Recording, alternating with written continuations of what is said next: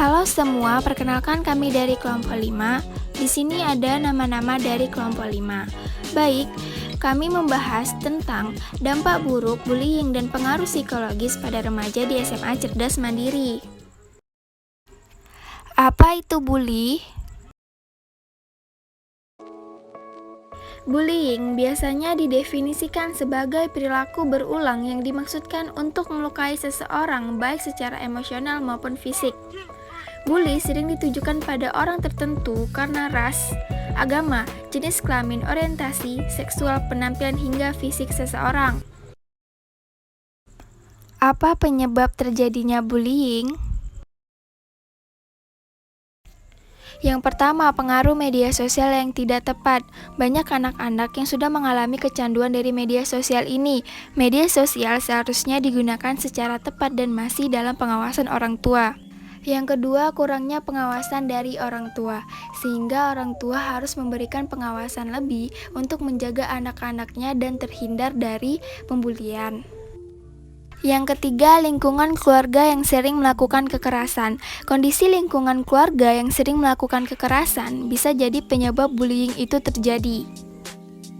Yang keempat, ketidakpedulian antar sesama, seperti teman-teman yang tidak peduli, orang tua, bahkan guru di sekolah. Korban akan terus merasa tertindas, bahkan bisa berakibatkan bunuh diri. Yang kelima, fenomena geng dan ikut-ikutan teman. Saat ini, fenomena ini banyak digunakan sebagai ajang menunjukkan kekuatan dan kekuasaan dari geng tersebut, sehingga terjadilah bullying. Apa saja bentuk-bentuk dari bully? Macam-macam bentuk bullying. Yang pertama, bullying secara sosial.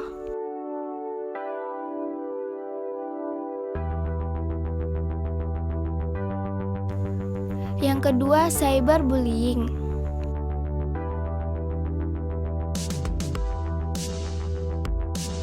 Yang ketiga, bullying secara fisik.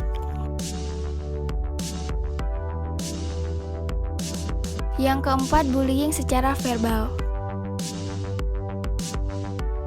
Apa dampak bully bagi anak?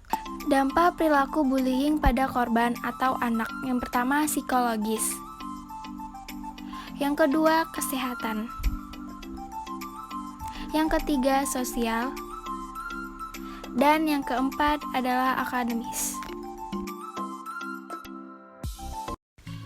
Jerat hukum bullying di sekolah.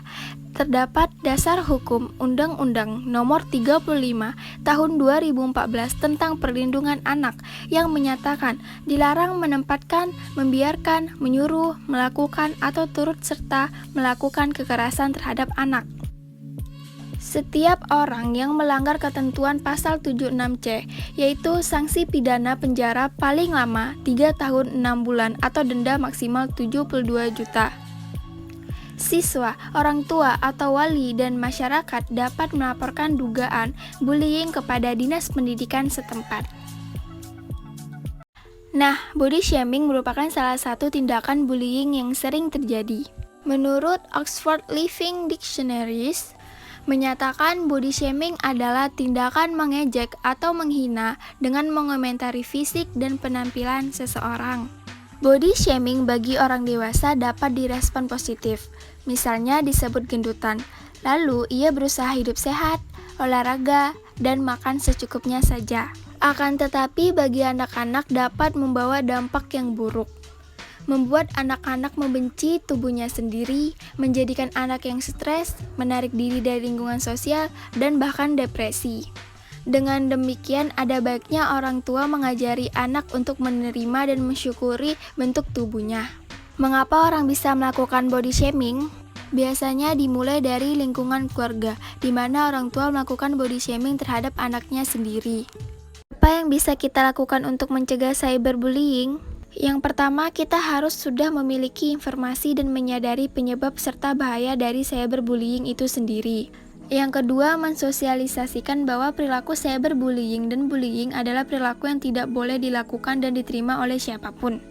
Yang ketiga adalah tingkatkan empati pada diri kita sendiri. Yang keempat, membangun sosial kapital atau interaksi yang baik dengan orang sekeliling kita. Tingkatkan rasa peduli terhadap kondisi orang lain.